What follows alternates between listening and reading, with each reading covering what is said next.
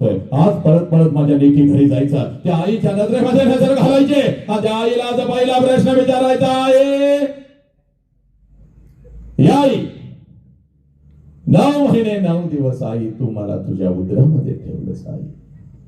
आई गा 9 महिने 9 दिवस आई तू मला तुझ्या उदरामध्ये ठेवलंस, आणि ज्या वेळेला आई तू मला जन्म देत होतीस त्यावेळेला आई तुला किती यातना होत होत्या आई, तुला किती वेदना होत होत्या.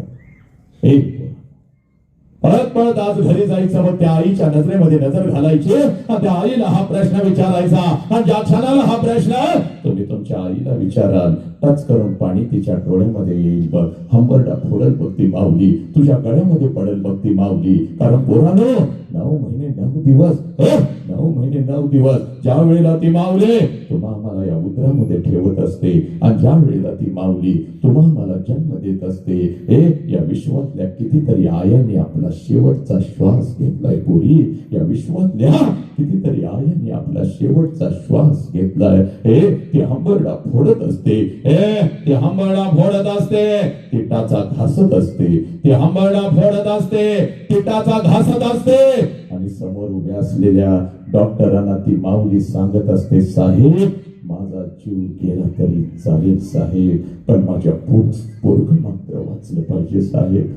परत परत आज घरी जायचं, त्या आईच्या नजरेमध्ये नजर घालायचे, आणि त्या आईला पहिला प्रश्न विचारायचा, जो प्रश्न तुम्ही तुमच्या आईला कधीच विचारला नाही. हे आई 9 महिने 9 दिवस आई तू मला या उदरामध्ये ठेवलं, आणि ज्या वेळेला आई तू मला जन्म देत होतीस त्यावेळेला आई तुला किती यातना होत होत्या. हे पोरांनो, ज्या क्षणाला हा प्रश्न तुम्ही तुमच्या आईला कराल, टच करून पाणी तिच्या डोळ्यामध्ये येईल बघ, हंबरडा फोडत ती माऊली, तुझ्या गळ्यामध्ये पडत ती माऊली. कारण 9 महिने 9 दिवस ज्या वेळेला ती माऊली तुम्हा मला या उदरामध्ये ठेवत असते, आणि ज्या वेळेला ती माऊली तुम्हा मला जन्म देत असते, या विश्वातल्या कितीतरी आयांनी आपला शेवटचा श्वास घेतलाय पोरी, या विश्वातल्या कितीतरी आयांनी आपला शेवटचा श्वास घेतलाय.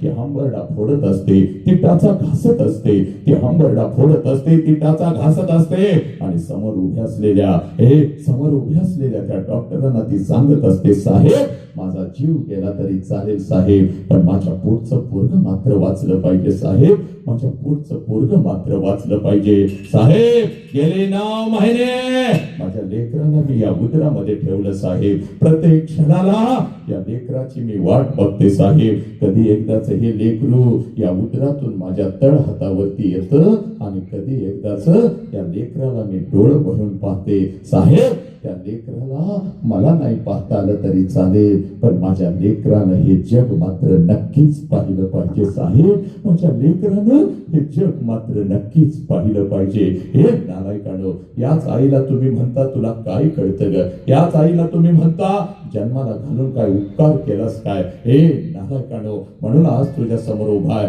बघ पोरा, हे पोरी या आईला सगळं काय कळतं बघ, या आईला सगळं काय कळतं. म्हणून नालायकानो 3 वेळचं अन्न रोज आमच्या ताटात येऊन पडतं पोरा, 3 वेळचं अन्न रोज आमच्या ताटात येऊन पडतं. 103 ताप 103 ताप त्या माऊलीच्या अंगामध्ये असतो बाग, 103 ताप त्या माऊलीच्या अंगामध्ये असतो, तरी सुद्धा सकाळी 6 वाजता उठवण ते तुम्हाला शाळेसाठी आणि कॉलेजसाठी डबा करून देते. कारण आज जर माझ्या लेकराला मी डबा नाही करून दिला तर माझं लेकरू दिवसभर दुसऱ्याच्या डब्याकडे बघत बसेल, माझं लेकरू दिवसभर उपाशी राहील, माझं लेकरू बाहेरचं काहीतरी खाईल, माझं लेकरू आजारी पडल. 103 ताप त्या आईच्या अंगामध्ये असतो, तरी सुद्धा सकाळी 6 वाजता उठून तुम्हाला ती शाळेसाठी आणि कॉलेजसाठी डबा करून देते. हे पोरांनो, ती आई तुम्हाला कळाली का नाही कळाली. म्हणून लेकरांनो, आज या वर्षाच्या माथेमध्ये मी तुमच्या समोर उभा आहे. जगातलं सगळ्यात मोठं शिक्षण आज तुझ्या काळजामध्ये पेरतो. ज्या क्षणाला पोरी तुझा जन्म झाला नालायक, ज्या क्षणाला तुझा जन्म झाला त्या क्षणाला या विश्वामध्ये तुझ्या दोन्ही गालांना जर पहिला स्पर्श कोणी केला असेल आणि तुझ्या दोन्ही गालांचा जर पहिला मुखा कोणी घेतला असेल तर त्या माऊलीचं नाव आई आहे पोरा, त्या माऊलीचं नाव आई आहे. हे आनंदानं तुझ्या जवळ जर कोण उड्या मारत आला असेल, हे आनंदानं तुझ्या जवळ जर कोण उड्या मारत आला असेल, या दोन्ही तळ हातावरती जर तुला कोणी उचलून घेतला असेल आणि तुझ्या गालावर जर पहिला आनंदाचा अश्रू कोणाचा पडला असेल तर त्या देव माणसाचं नाव साला बाप आहे पोरा. हे हा बाप आणि ही आई आज तुझ्या काळजामध्ये पेरायला आलोय. हे माझ्या लेकीनो, हे तुम्ही तुमची ओळख विसरली बघ. हे पोरी, हे तुला हे तुझ्या आई बापाने दिलेली तू ओळख विसरलीस बघ. म्हणून एखादा हरामखोर कुत्रा तुझ्या आयुष्यामध्ये येऊ लागला, तुला खोट्या प्रेमाच्या जाळ्यामध्ये फसवू लागला. हे तिथं जमलेल्या माझ्या सगळ्या मातांनो लक्षात घ्या, पोरीला तिची ओळख तयार करून द्या. हे माझ्या पोरी, आता या राष्ट्रातील पोरं म्हणतात सर तुम्ही आम्हाला नालायक म्हणता, तुम्ही आम्हाला हरामखोर म्हणता. नाही रे पोरा, उद्याचा भारत म्हणजे तू आहे. या वसंत हंकरेची ताकद म्हणजे तू आहे. पण जो नराधम 3 वर्षाच्या लेकीवर हात घालतो, जो 6-7 वर्षाच्या लेकीवर तुटून पडतो, माझ्या लेकीच्या शरीराचे तुकडे तुकडे करतो, तो नालायक आहे, तो हरामखोर आहे. आणि अशा हरामखोराला मी सांगतोय, एक पोरीनो असाच कोणीतरी तुझ्या आयुष्यामध्ये येतो बघ, तुझ्या आई बापाला पोलीस स्टेशनला उभं करतो, हे तुझ्या शरीराचा उपभोग घेतो, तुझ्या शरीराचे तुकडे तुकडे करतो. का बोलते हे? अरे लक्षात घे, तू तुझी ओळख विसरलीस बघ. आणि म्हणून आज मी तुझ्या समोर उभा आहे. हे तुला तुझी ओळख तयार करून देतो पोरी. हे पुण्याच्या रस्त्यावरून एक माता हातामध्ये पिशवी घेऊन चालत होती बघ. हे पिशवीमध्ये एक लुगडं होतं, अंगावरती एक लुगडं होतं. हे पिशवीमध्ये एक लुगडा होता, अंगावरती एक लुगडा होता. एवढीच तिची संपत्ती होती बघ. पुण्याच्या रस्त्यावर ती माता चालत होती. समाज तिच्या अंगावरती शेण फेकत होता, समाज तिच्या अंगावरती चिकन फेकत होता, दगडांचा मारा करत होता. सगळं काही ती माऊली सहन करत होती. सगळं काही ती माऊली सहन करत होती. एका पडक्या वाड्यामध्ये जात होती, अंगावरचं शेणाने आणि चिखलाने माखलेलं लुगडं दूर करत होती. पिशवीतलं लुगडं अंगावरती चढवत होते आणि समोर बसलेल्या त्या 8-10 लेकींना ती माझी सावित्री आई शिकवत होती. म्हणून या देशामध्ये लाखो सावित्री आई तयार झाल्या, पुरुषांच्या खांद्याला खांदा लावून लढू लागल्या.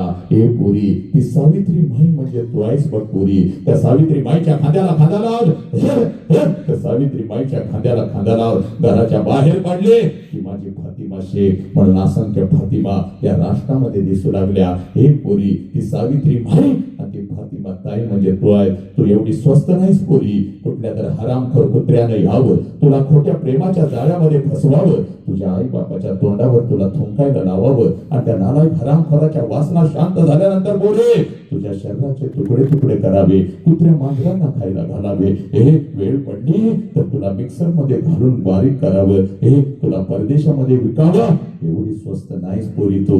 छत्रपती शिवाजी राजांना जन्म देणारी ती आऊ जिजाऊ म्हणजे तू आहेस पोरी. ही तुझी खरी ओळख आहे. ही ओळख खरी घेऊन जायचं बघ. जीव गेला तरी चालत, 2 मार्क्स कमी पडले तर चालते, पण ही ओळख कधी विसरायची नाही. हे बरा, बाबाच्या उंची एवढी आपली उंची झाली. हे बाबाच्या उंची एवढी आपली उंची झाली आणि बापाचं चप्पल आपल्याला बसायला लागलं म्हणजे बापा एवढ्या वेदना आपण कधीच सहन करू शकत नाही पोरा. बापा एवढ्या वेदना आपण कधीच सहन करू शकत नाही. बाप सांगतो पोरग माझ्या उंचीवर झालं, बाप सांगतो पोरग माझ्या खांद्याला खांदा लावतं. आणि तेच पोरग ज्या वेळेला व्यसनाच्या विळख्यामध्ये अडकतं, त्या बापानं कसं जगायचं पोरानो, त्या बापानं जगायचं कसं. कुठला तर पडद्यावरचा नायक येतो, तुला म्हणतो विमल खा, तुला म्हणतो गुटखा खा, हे तुझे आदर्श झाले आणि घरातला बाप मात्र तुला कळत नाही पोरा. ज्याला बाप कळाला, नीट आहे का पोरानो, ज्याला बाप कळाला त्यानं मृत्यूच्या दारामध्ये शब्द ठोकला. ही माती माझ्या संभाजीराजांची पोरानो, ही माती माझ्या संभाजीराजांची. वैवर्ष 32 आहे बघ संभाजीराजांचं. संभाजीराजांना काय तर झालेलं आहे. 39 दिवस संभाजीराजांच्या शरीराचा हाल झालेला आहे. असंख्य जखमा संभाजीराजांच्या शरीरावरती आहे. असंख्य जखमा संभाजीराजांच्या शरीरावरती आहे. प्रत्येक जखमेतून काळ रक्त टाप टाप टाप टाप टप टप खाली गळत आहे. मृत्यूच्या दारामध्ये महाराष्ट्राचा हा वाघ उभा आहे. आणि औरंगजेब संभाजीराजांना म्हणतो, संभा हम तुम्हारी जान बख्श देंगे, हमें चाहिए सिर्फ तेरे पिता का स्वराज्य व हमारे चरणों में राज. हम तुम्हारी जान बख्श देंगे. हे त्यावेळेला मृत्यूच्या दारात औरंगजेबा संभाजीराजे उत्तर देतात, या शरीराचे तुकडे तुकडे केलेस तरी चालते, हा शिवपुत्र तुझ्या समोर कदापि झुकणार नाही. कारण मला माझा बाप कळालेला आहे, मला माझं स्वराज्य कळालेलं आहे. हे पोरांनो, तुम्हाला तुमचा बाप कळाला का? हे नाही कळाला. अरे कुठला तर पडद्यावरचा नायक येतो, तुला विमाल खा म्हणून सांगतो, तुला गुटखा खा म्हणून सांगतो. हे आणि आम्ही व्यसनाच्या विळख्यामध्ये अडकू लागलो आणि म्हणूनच आज तुमच्या समोर उभा आहे पोरांनो. हे आईला पहिला प्रश्न विचारला नाही, आईला पहिला प्रश्न विचारला, आता त्याच माऊलीला दुसरा प्रश्न विचारायचा. घड्याळची फक्त 20 मिनिटं घेतो पोरानं, जास्त वेळ मी बोलत नाही. फक्त त्या आईला दुसरा प्रश्न का विचारायचा? कारण या प्रश्नाच्या तळाला लपलेला आहे तुझा बाप, या प्रश्नाच्या तळाला लपलेला आहे या राष्ट्राचा अध्यात्म, या प्रश्नाच्या तळाला लपलेला आहे पुरी तुझ्या जीवनाचा पोरा संघर्ष. हे बघ, 25 वर्षापूर्वी 25 वर्षापूर्वी तुझ्या आईच्या मस्तकी अक्षदा पडल्या. 25 वर्षापूर्वी तुझ्या आईच्या मस्तकी अक्षदा पडल्या. तुझ्या आईचं लग्न तुझ्या बापा बरोबर झालं आणि ज्या क्षणाला तुझ्या आईच्या मस्तकी अक्षदा पडल्या त्या क्षणाला कशाचाही विचार न करता एका क्षणात तिनं तिच्या आईला सोडून दिलं, एका क्षणात तिनं तिच्या बापाला सोडून दिलं, एका क्षणात तिनं सगळं घरदार सोडून दिलं आणि कशाचाही विचार न करता ती माऊली तिच्या सासरी आली. आणि सासरी आल्यानंतर एखादच वर्ष त्या माऊलीनं फक्त स्वतःच्या सुखासाठी काढलं. आणि पोरांनो, ज्या क्षणाला तुमचा जन्म झाला त्या माऊलीनं स्वतःच्या सुखाला आग लावली आणि ती माऊली फक्त आणि फक्त आपल्या लेकरांच्या सुखासाठी जगू लागली. त्या माऊलीचं नाव आई आहे पोरांनो, त्या माऊलीचं नाव आई आहे. आज पळत पळत घरी जायचं मग त्या आईच्या नजरेमध्ये नजर घालायची मग आणि त्या आईला आता दुसरा प्रश्न विचारायचा आहे.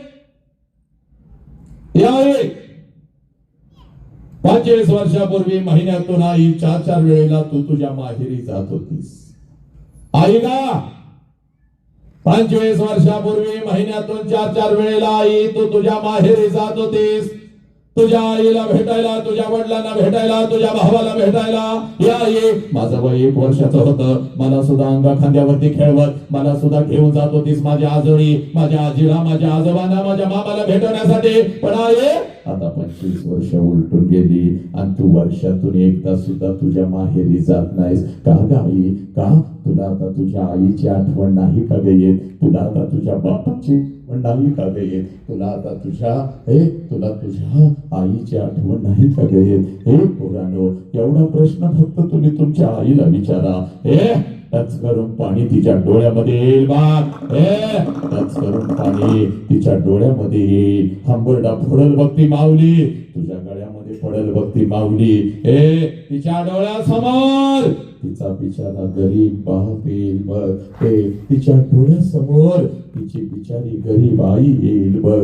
अक्का अक्का करत तिच्या माग पुढं पडणार ते लहान लेकरं. तिचा भाऊ आता शिकून मोठा झाला पण गरीब बहिणीला मात्र विसरून गेला. तो भाव तिच्या डोळ्यासमोर येईल बघ. स्वतः उपाशी राहणारा, नुकताच शेतातून आलेला, पाठ आणि पोट एक झालेला, तो तिचा बिचारा फाटक्या मळक्या कपड्यावरचा बाप स्वतःनं तिला घास भरवायचा. तो तिच्या डोळ्यासमोर येईल बघ. अंगावरती एकच लुगडाय, अंगावरती एकच लुगडाय, 50 ठिकाणी फाटलेला आहे, 40 ठिकाणी शिवलेला आहे, तरी सुद्धा तिच्या अंगावर नवीन कपडा चढवणारी ती माय माऊली, तिची आई तिच्या डोळ्यासमोर येईल बघ. तुझी आई हंबरडा फोडल, तुझ्या गळ्यामध्ये पडाल आणि तुला म्हणाल खराय पोरी खराय. हे कोणी खराय? 25 वर्षापूर्वी महिन्यातून 4 वेळेला 25 वर्षापूर्वी महिन्यातून 4 वेळेला मी माझ्या माहेरी जात होती, माझ्या आईला भेटायला, माझ्या वडिलांना भेटायला, माझ्या भावाला भेटायला.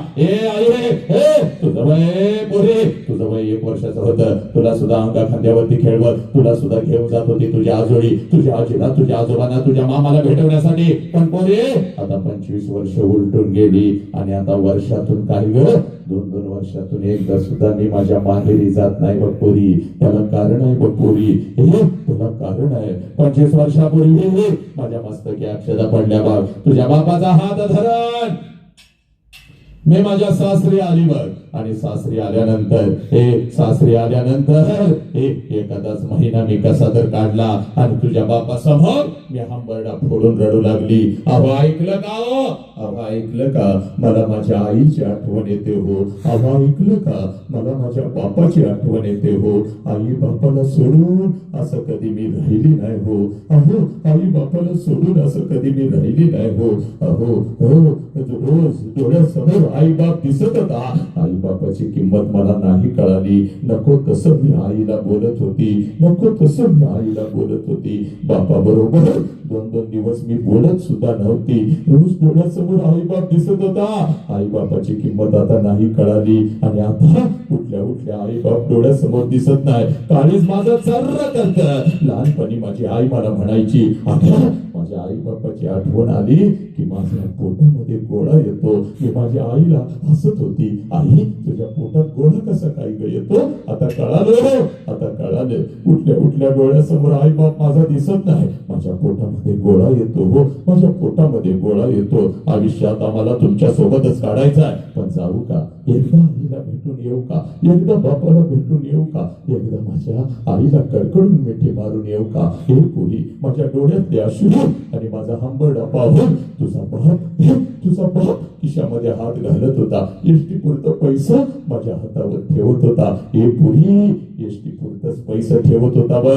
कारण तुझ्या बापाचा आताचा हा बंगला आणि गाडी बघू नको. त्यावेळेला एका जुन्या पडक्या घरामध्ये आम्ही राहत होता बघ. हे तुझा बाप एसटी पुरता पैसा माझ्या हातावर ठेवत होता, आणि मला म्हणत होता, जा जा जा जा तुझ्या आईला भेटून ये, जा तुझ्या बापाला भेटून ये. पण लक्षात ठेव का, पहिल्यांदा चाललेस म्हणून पाठवतोय बघ. सारखं तुला आता जाता येणार नाही बघ. आणि जर सारखं जायचं असेल तर कायमच तिकडे निघून जायचं, परत तिकडे यायचं नाही. हे पुढे तिकडे माझा आई बाप होता, तिकडे माझा सासर होता. मध्येच माझी घुसमट होत होती. काय करावं मला कळत नव्हतं बघ. हे तुझ्या बापाकडून एसटी पुरता पैसा मी घेत होते बघ. हातामध्ये 2 पिशवे घेत होती. एसटी मध्ये मी बसत होती बघ. एसटी माझ्या माहेरी येत होते बघ. एसटीतून खाली मी उतरत होते. घराच्या दिशेने मी धावत होते. कधी एकदाची माझी आई माझ्या समोर येते, आणि आईच्या गळ्यामध्ये कधी एकदाची मी पडते. कधी एकदाचा माझा बाप माझ्या समोर येतो, आणि आबा म्हणून बापाला कधी एकदाची मी कडकडून मिठी मारते. अक्का करत ते लहान लेकरं कधी एकदाच माझ्या समोर येतं, आणि त्याच्या गालावरून हात फिरवत 10 रुपयांची नोट कधी एकदाची मी त्याच्या हातावरती ठेवते. हे पुरी तुझ्या बाप. Press the bell icon on the YouTube app and never miss another update.